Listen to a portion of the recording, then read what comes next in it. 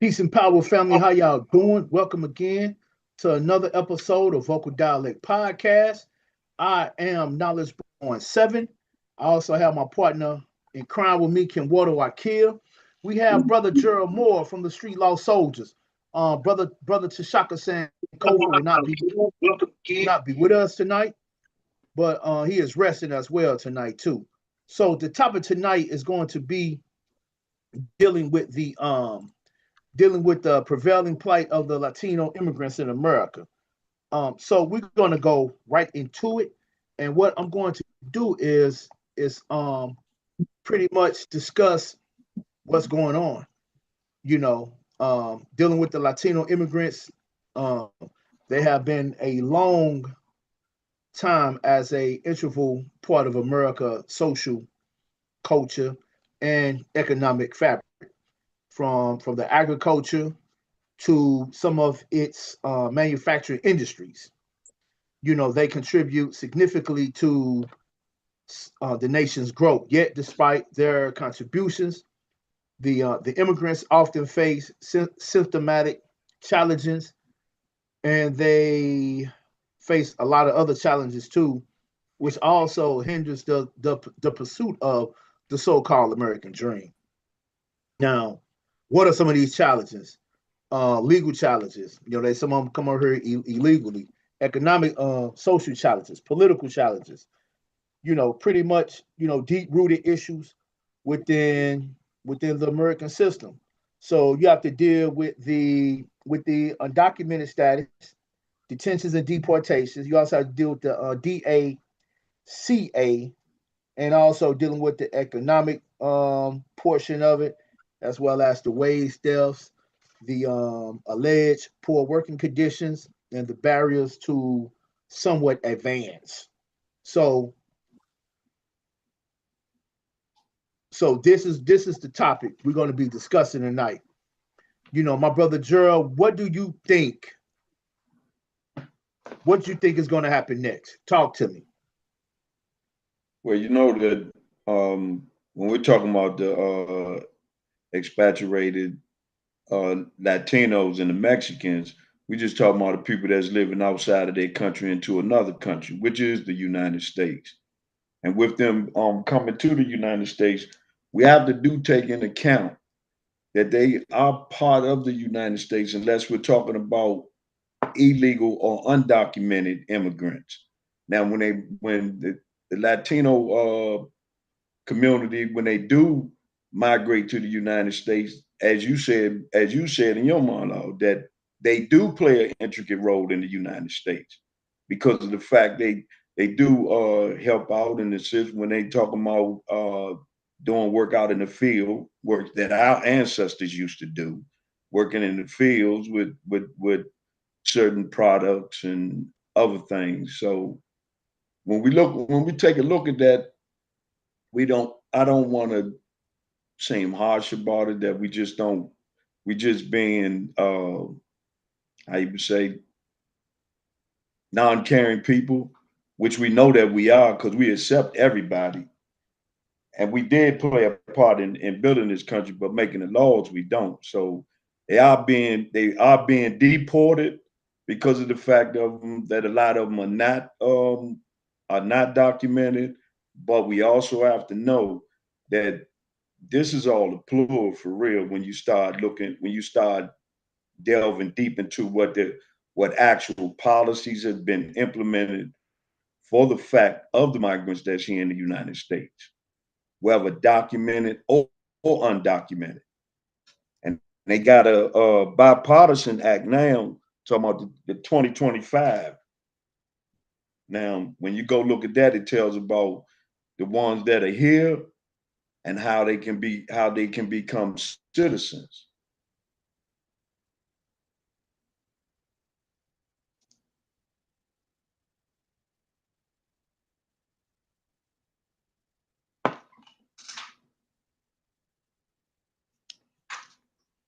Oh, brother Ken disappeared. Okay, so so what about this?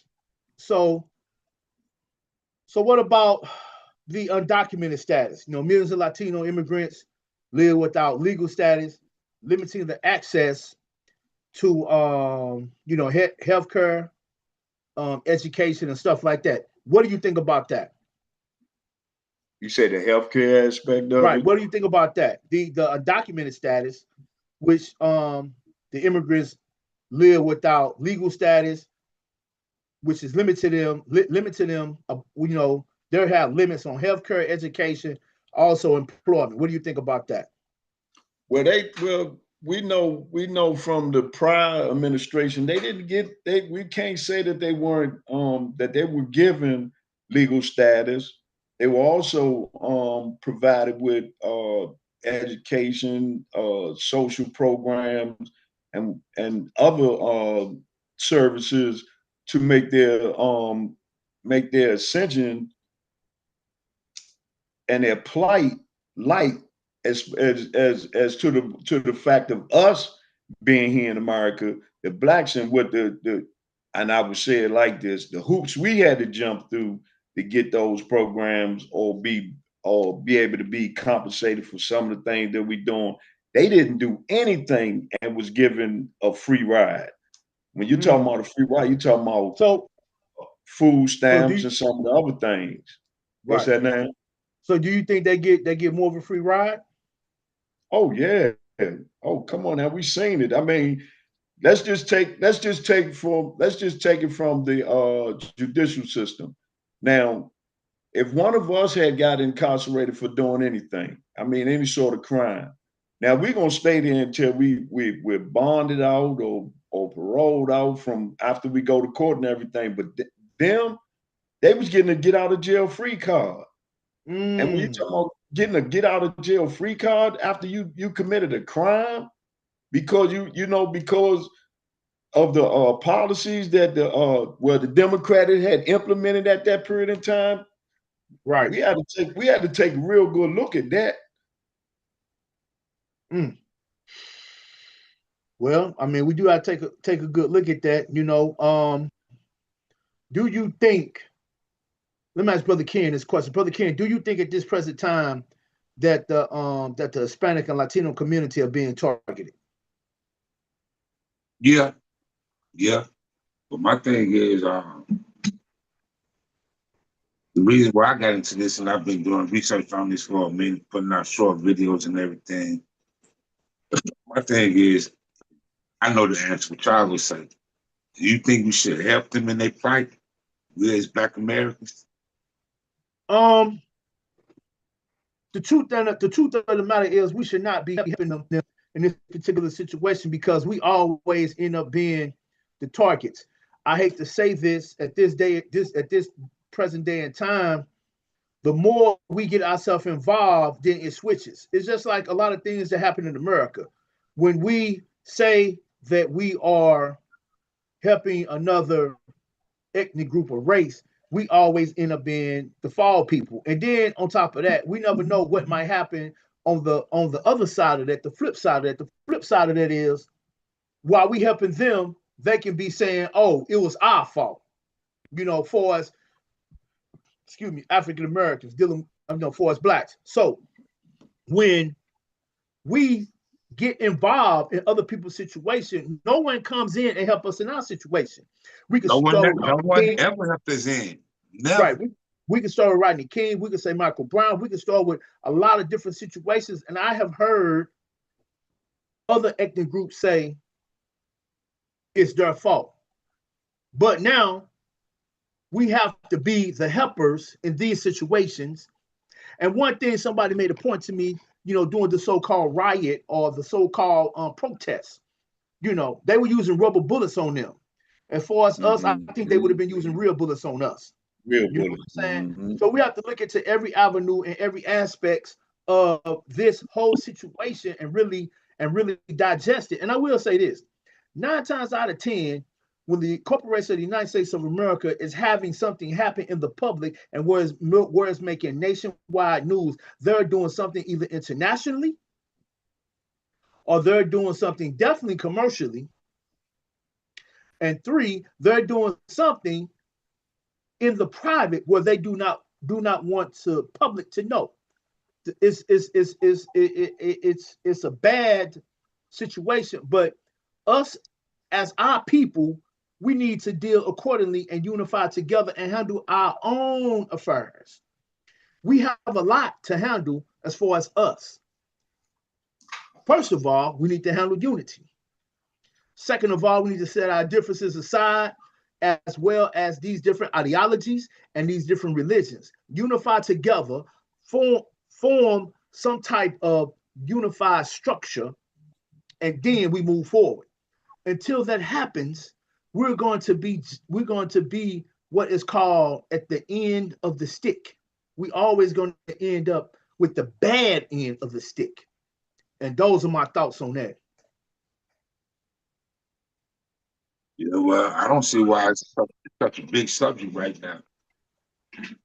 Well, it's a big subject because they got it in the public. I do want to ask you guys a question. What do you feel about the detention and the deportation? You know, dealing with the immigrants, the custom enforcement. You know, dealing with ICE and alleged. Well, I'm not saying alleged. They have been a frequent target in the Latino communities, leading to a lot of family separations, dealing with psychological trauma, and also a lot of kids are missing. What do you guys feel about that? My thing is, if you're illegal, then you shouldn't be here. If you're legal, That's right. if you're here legally, cool. But if you're illegal, Mm-hmm. don't get benefits and everything that we Right. supposed to so-called get, shouldn't be here. Because you gotta realize one thing about the Hispanic, specifically the Mexicans, they stick together. They stick together, Mm-hmm. you know. And they come here, work, send the money back to their country, bring their other people here, and go on and on. They doing what they supposed to do now.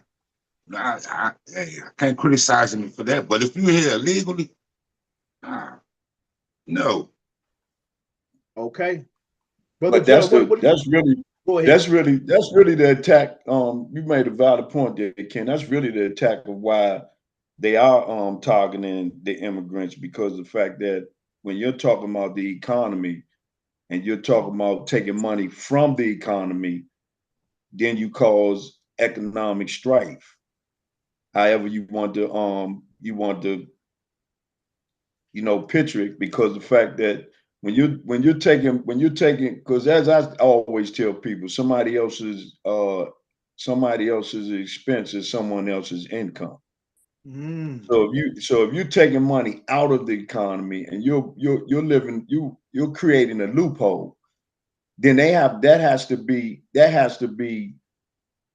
where they have to start taking money from other programs to substitute for the money that's being distracted from the economy. So when that's extracted, when that's extracted from the economy, then you have a problem. So you have to start looking at it. How can we keep the money within? Because as we already know, there's no factories too much here in America anymore. And when you're talking about doing No. work, what type of work are you practically saying that people are going to be doing? Working back in the fields once again? So Well, if they're taking that money out of the economy, you can't put money back into the business. The business can't thrive. Then you create a landslide. Instead of the economy having the equilibriums where money is across the board, and you have those you had that depleted issue. So then now it's time to take care of that. right. I will say this: jobs do move out of America because of cheap labor, but also Mm-hmm. currency flows. See, the theory of currency is it's supposed to flow, but Mm-hmm. the African American dollar does not stay in the community, not very long. Sometimes it's gone within a couple of hours, but currency is supposed to flow. So we're dealing with the current economy as well as the current economic structure. So if money if other ethnic groups come here and stop the flow of money, then of course it's going to affect the job market as well. So pretty much, dealing with the dealing with the detentions and the deportations. Hey, like Brother Kenwodo Akil said, if you're illegal, you're not supposed to be here. That's Now, right. now another part of dealing with the immigrants and the Latinos is the economic exploitation. and the labor inequality. So pretty much Mm-hmm. wage theft Yeah, yeah. or poor working condition. So they say many immigrants, face exploitation and withholding of wages or failing to provide a safe work environment. Do you guys really feel that? Because I'm gonna just say this: I see them making money. What do you see? Let me I want to say something like you was talking before you answer that question. Jared answered the question. Okay.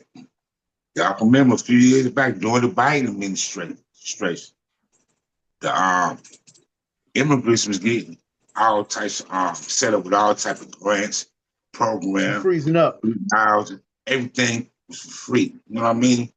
We never got none of that. So I'm gonna tell you like this, man. And they look down on us. They was coming over here looking down on us, the people. You know what I'm saying? So it might sound cold, but I don't feel bad for them, man. Okay. You had They you were had broke up providing. on that first part you were speaking about. Can repeat that again. You say during the Biden administration, what had Doing, happened? yeah, during the Biden administration, I remember this was just a few years back, maybe 2 years ago, when that administration that all the immigrants over here gave them free housing, gave them all types of grants, gave them all types of funding, and they came over here looking down on us. You know what I mean? So, to be honest with you, hey man, I'm raised first. I don't really have no feelings about them, man. I don't. Okay. Now, brother Ken, I know you did extensive research on this. Give me two cities where it was going down at, where they was coming to the meetings and degrading black people, and it was the immigrants and the I give you Latinos. Give three me two cities. cities. Who?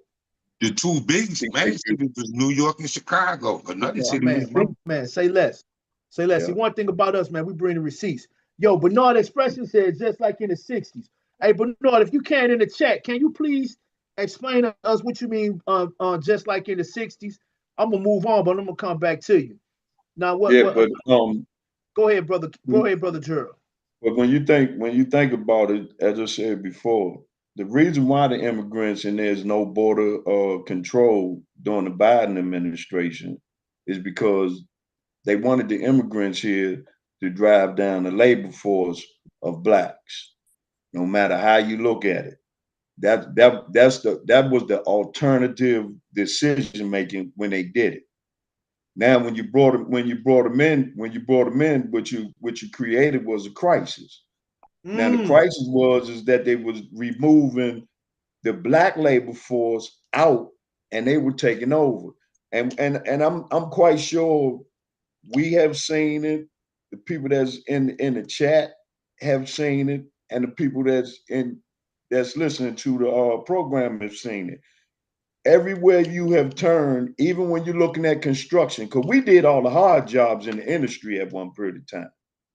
And now when it got to that point that the corporation had to pay more money, that's when they flooded the economy with immigrants. That's when during that time, I think that's what the brother get ready to talk about during the 60s when they talk when a Philip Randolph talked about that they had to have they that you shouldn't be allowing the Italians, the Germans, and everybody else in the country because when they do, then that affects us. And that's what they would. We were the intended target from the beginning because as we know from the 60s on, it got kind of comfortable as far as income status is concerned, gross income and what have you. But now it's to drive it down.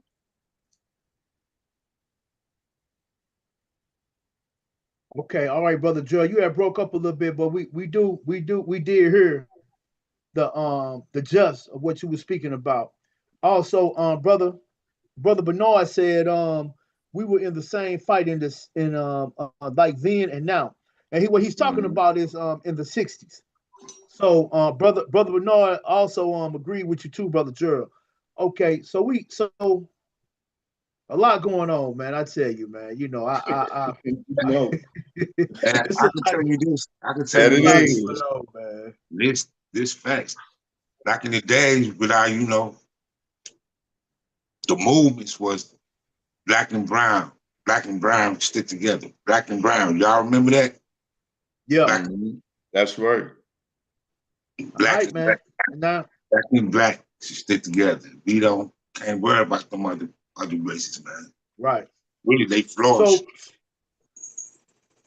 So what do you guys feel about the racial profiling? What I mean by that is this what they saying now.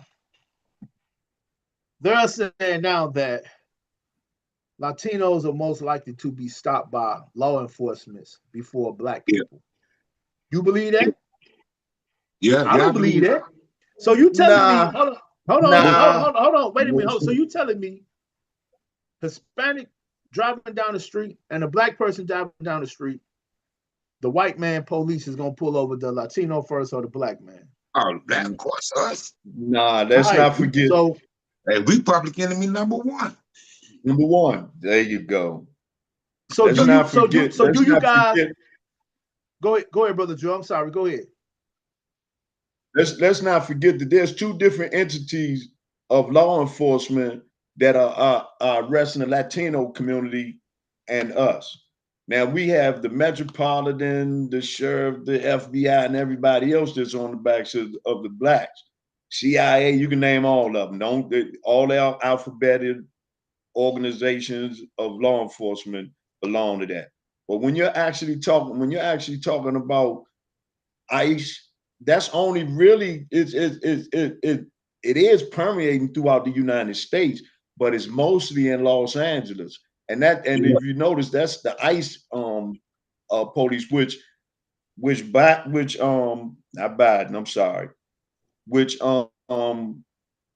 Trump gave to ICE enforcement billions of dollars in order to attack the Latino community. But you remember? They're not first. We still first. You know how they say driving while black, walking while black, going to the store while black. No, I can say this though. That's why I really can't show no love, no feelings about this, because I take a city like Los Angeles, LA, California. They done took over. You know what I mean? They took over. They took over a lot of black neighborhoods out there. And guess what? They banging on the brothers and sisters out there. So man, I don't feel no love, no remorse. Forget them. You know what I mean? As far as the racial profiling, I had said but I'll give you an example. Okay, you remember when the Twin Towers had got hit? Yeah. I don't know if they really got hit or not. Everything was geared towards the Middle Easterners and stuff, Pakistan and Afghanistan, you know, and they was getting racially profiled. It's probably for a minute, but you know, it's like every time something happens with a certain group of people, they get racially profiled. But we have always been racially profiled. It's not going anywhere. Okay. Now, I'm gonna ask you guys a question about something that was going on social media for a while. I haven't seen it lately, but it was a guy that got deported. He came back within a week. Oh yeah. So do you guys think people getting deported and actually coming back, what do you guys think about that? Is this all for nothing? Because I'm hearing stories that people are being deported and they are actually coming back within a week, 2 weeks. They right back in America. And this alleged person got deported and he came back and he did a whole video in front of Trump Tower. so I said it in the beginning. I'm gonna say it again. Be careful.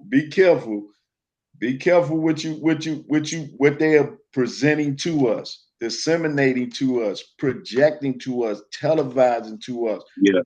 Because the fact of the matter is just to pull a veil over your eyes. because if you're actually looking at it, you can see that, and we've known this throughout history. I mean, history speaks for itself, and the eras, the eons, it doesn't change. If you take a real good look at it, every time all of these things are just generally a distraction for what's really coming down the pipe. And if you don't know that, then you don't know history. I mean, we Right. didn't had everything as we didn't gone on. We can even talk about the fact that when they had us so focused on the guy that's supposed to have been sent to El Salvador, that's supposed to have been in the El Salvador prison. Yeah. And then all of a sudden, now you don't hear too much about him anymore. The court had told Trump to bring him back, that he wasn't supposed to expedite that person to jail without him going through the due process of law. So, I mean, I like them to dismiss me with that, because my thing of it is, I'm still looking at them is that they always have to get out in front of the narrative. I mean, they'll tell you one story and then tell you another story. And then there's the story in between. You know how the old cliche, the old axiom say, how you put it, there's your truth, the other person truth. I mean, that other person truth, but them really lies though. And then there's the truth. There's three sides to a story. So nah, I don't want to go with that they just told us that these people was locked up, because they create the problem and then they give you the solution. So nah, You know Yeah, what? we have to wake up. Though you know what you're speaking about is actually in it's actually in the what do you call that? The Rockefeller scenario. You know, you can Google Rockefeller scenarios and it'll pull up certain things like that. Go ahead, brother Ken. What you finna say, my brother? well, no, I was gonna give a shout out to Bernard Expresses. He made a comment on my shirt. Stay woke, brother, man. Let me cut in. All right, Bernard. Let me All right, cut in. Bernard. Let me cut in for a second, man. Let's give a shout out before we continue to the brother Malcolm Jamal Warner, rest of power, brother, man. Right. All It, right, it was all a right. real, it was a conscious brother. Shout out the brother. That's right. That's Also right. give acknowledge. Yeah, let's give a shout out to Shaka. Hey Shaka, get well, brother. That's right. We He missed in you the chat. He tonight. in the chat. Shout out to Shaka. Yo, Well, Shaka, Yeah. if you still listening, man, put in the chat when the next time you going live. We're gonna yeah, announce yeah. that later. All right, so interesting topic, man. The prevailing plight of Latino immigrants in America. So pretty much, we talked about the pursuit of it, the alleged American dream. We talk about the legal and the immigration challenges. I had to laugh, man. Y'all don't talk about me later. We talk about For us, it's a nightmare. Mama yeah, Earth, yeah, yeah. Mama Earth in the chat. What's up, sister Mama Earth? What up, Mama Hey Earth? sis, what's going on, Mama Earth? Yeah. Yeah, we also talk about the alleged economic exploitation of labor, dealing with the immigration and Latinos, and also the social discrimination as well. So let's talk about the education part of it. Are they receiving education, or are they going to unfunded schools and undocumented students? Do they have limited access to financial aid or do they have limited access to this alleged higher education? What do you think about that? Oh no, you can ask that, brother Jared. Yeah, that's a difficult topic to actually answer, because when you think about education, I mean, long as you're in a certain jurisdiction or locale, you can register in school, and they don't. I mean, you could sign and say, because they have it on that particular document that you have to fill out for enrollment. They have on it the fact of whether or not you are a citizen or you're not. They never. I don't know where they've ever put a child out of school for being an illegal. I've never seen it, but I'm not saying that it's not possible. But let But me I ask, mean, I'm quite let me sure they're gonna get the same education that was set up for that the Rothschilds and the Rockefeller set up for everybody else is part of colonialization. Understanding, being indoctrinated, systematically programmed, all of that is still within that framework. Yeah, because if they, I don't know. I'm asking. So if they was legally, I mean, if they was born here, they're considered legal, right? Correct. Mm-hmm. Right. But Gerald answered the question. He did. He said he had no answer. He did have an answer. I do want to say this. I know the area that Kenwato moved from. So I'm gonna mention the street, Veterans Memorial. So in that's not where he lived at. I'm just mentioning a general street, so he'll know where I'm coming from. In that area, Kenwato, aren't there a lot of Hispanics going to school? Yeah. Okay. Now, to me, when I read that topic and I looked it up, I say, oh, I think they're reaching because they do get education. You know, my son just graduated from Kennesaw State. It's a lot of Latinos at Kennesaw State. You know what I'm saying? And that's a nice college. You know what I'm saying? So in Marietta, Georgia, in Osceola, Georgia, in certain parts of Georgia, there are heavily populated um, um, Latinos going to school. So that story, when I ran across that story, because I did a lot of research, man. You see, I got a lot of topics. So I went in, like when we was talking earlier, I was already on the laptop looking up stuff, downloading stuff and everything. So I was kind of prepared for it. I was just waiting on the Zoom to come up. Zoom was taking all day. But I think they're reaching with that. And for us, the healthcare barriers, the hospitals don't never turn them down, man. They never turn them down, man. And what's bad is they will hound us if we come to emergency rooms for that bill, but they do not hound them because I don't even think they even give them the real information. You know what I'm saying? They don't get turned down at hospitals and stuff like that. And the last key piece I want to deal with, as far as us discussing this is the psychological and the discrimination part of it. Now they're talking about the fear, anxiety, and family separation. You know what I want to say to that? Welcome to us. That's right. Say that again. Yeah, please do. If you guys want to expound on it, you can. So pretty much dealing with the psychological part of the discrimination and the separation of the families. I get the separation of the family because if you're over here with your family and you've already been over, because some people who actually have their car and been here have actually been deported. Some famous people, some famous actors and stuff like that. Some famous social media people, they have actually been deported and have not been let back. So to that extent, I don't know what ICE is doing, but I heard that there is the specific target, and next is going to be the Haitians, which they already have attempting to try to deal with the Haitian population, but the Haitian population is more unified and they're sticking together. So they're not going for ICE running into an apartment building, kicking in two doors and grabbing the whole family. They're not doing that. You run up in the building, the Haitians, you're going to have a problem. Simple as that. The Haitian community has already said they're going to deal with ICE accordingly. Go ahead, my brother.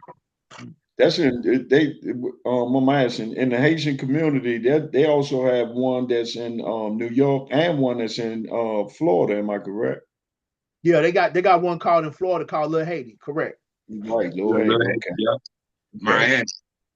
Yeah, but far as the legal status is concerned, like I was telling you earlier about the bipartisan Act of 2025, and it states. I just give a brief summation of it, but they were saying that the legal status of undocumented immigrants. They said the bill establishes a dignity status program for eligible undocumented immigrants who have been in the U.S. since before a specific date, December 31st, 2020. So that's something eligible for illegal somebody's that's illegal. Then it said this status will provide temporary legal status with work and travel authorization, but without a path to citizenship. It says applicants would need to come forward, admit their unlawful presence, pass a background check, and pay a fee or restitution. It said the dignity status would be rewardable as long as the individual remains in good standing with the law. And then you got border security, which they implemented, and also you got asylum reform. So I mean, like I said, the immigrant policy about they was illegal and whatever have you, that's a farce. The only thing they doing that to keep us where we saying, okay, we believe what you telling us, that they are illegal. Now there are some illegal immigrants here. I'm not knocking that either. But and I don't think they should be here if they illegal. And if they getting separated from their family, nobody subjected their family to that incident or that conversation, but the ones that came here illegally. Right. Okay. Okay. Hey, Shaka, we was Shaka said, nah. Shaka, we're here. I don't see it, my brother. Let me refresh the screen. I read. Hold on, let me refresh. Okay.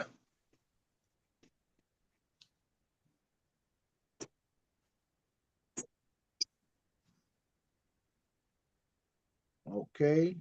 I still don't see it. Go ahead, read it. General T. Shaka, we miss you, brother, man.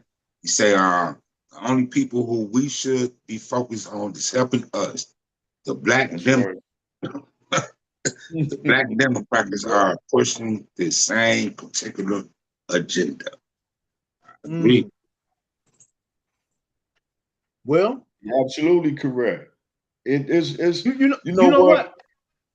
I want to hear from go ahead, brother Jordan. I want to hear from somebody. I want to hear from you know what, when we talk about them bipartisan parties, the Democrat and the Republican, when we look at them, those particular parties, don't you think we need both of them really? Even though I don't support no parties, I'm not independent. I don't care nothing about that political arena. They can have it because whatever laws they pass, and that y'all know me, that's how I feel. We still gonna be subjected that we have to abide by until we change them or until we create our own communities. But then again, we know how that turns out also. Right. You know, history has foretold those things also. But when you actually look at it from, as I said, with both parties, you have to have that balance. I mean, one, even though we know the left is extreme with some of their policies and everything, real extreme, but and the Republicans are not too far behind them, but you got to have that in order to have some sort of equilibriums amongst that. Do you understand what I'm saying? I mean, I'm hoping I'm making myself clear because what like it's just like this. Biden let everybody cross the border, and Trump pushing everybody back across the border. They came across the border. So you got balance there. Am I correct? Yeah. That's balance. So you got to have, the balancing of the two. So, I mean, now let's just say if it was Biden and you didn't have a Trump there, that means everybody would still be coming across the border. So, I mean, you can't alleviate a problem unless you have somebody else that's going to be the benefactor of that to push them back, to say, oh, no, you can't have that. It has to be some cutoff rate in order that, we can keep things established here. But I'm for whatever they decide to do. That's what they doing. I don't want to be a part of it. And whenever something goes wrong, I can't say I elected any one of them, any one of the presidential candidates or any one of the presidents that gone on and did what they did. So I know the people can say, "Oh, you should have gotten involved with the system." No, I shouldn't. So just so we can dispel that myth. No, I don't. I want to stay neutral. Heard that. I will say this. I was told no matter what side or inside or outside, they still eat together and the kids still go to the same school. So there's a lot of open discussions as far as what they're going to do in the public. So is there a lot of open private discussions amongst these so-called parties? What's going to happen? They all affiliated, and they all together. In the public, they seem like enemies. As you know, certain parties, like as you know, certain parties certain parties talk about each other in the public and in the private. They having tea and crumpets. Hey, what you call that? What you call it now? What you call it? False evidence appearing real. Fair. You always say they pump it. Well, you know, man, it is what it is at this particular point, man. But they still pushing the agenda. Allegedly, they have given ICE more money to enforce and pump more fear into particular communities and ethnic groups. For as I said, it is what it is. But before we end the show, man, you guys go ahead and give your final thoughts. You go, brother Jerry. Yeah, well, what I'm gonna say, and I'm gonna stick with it. I mean, I know I'm a little adamant about certain things, but let's not get too seduced with what they presenting to us, because as I said before, and I'm gonna stand on it. I'm gonna continue to support what I believe is that if you close both eyes, they'll fly right by you. Even when you got your eyes wide open, they'll get past you. So the thing I just say is just be aware, pay attention, look closely, and I will quote Durham Muhammad when he said, "Question everything and everyone." Well, that's what I got to say about it. I can care less about them people, man. Damn. It's true. I don't care about us. I don't care about them. Period. You know what I mean? If they have to go back to where they got to go, get it, so be it. You know what I mean? I don't worry about it. So we stand together as a people. We are always going to go through a lot of bullshit. Period. Until we stand in unity. So I really don't really care about them. Let me it was a good show, man. We should do a part 2. Man, it was a good show, man. You know, check it out. Yeah, check it out. Thanks to everybody that participated. You know what I mean? We love y'all. We love y'all support. You know what I mean? Hit that like button. Help our algorithm. Algorithm. I said it wrong, but anyway, no. Algorithm. Algorithm. Spatial dialect. Spatial dialect. We knew what you were talking about. Yeah. We knew what you were talking about, brother. Hey. We all get tongue-tied. Oh, yeah. Yeah. So check it out, man. You know, check out our vocal dialect on TikTok. You see all our clips and everything. Check out vocal dialect on Instagram as well as Facebook. And like always, say every show at the end of the show. You know, get real, brother T. Shaka Sankofa. When he come back, he will rest it up. You know, he gonna be back. So check out the brother T. Shaka Sankofa, the general, on Facebook. Follow him. He give it to you hard and raw. You come on in the evening times during the weekends between 7 to 8 p.m. Peace. Okay. So did Shaka hit you? He going live? When he going live?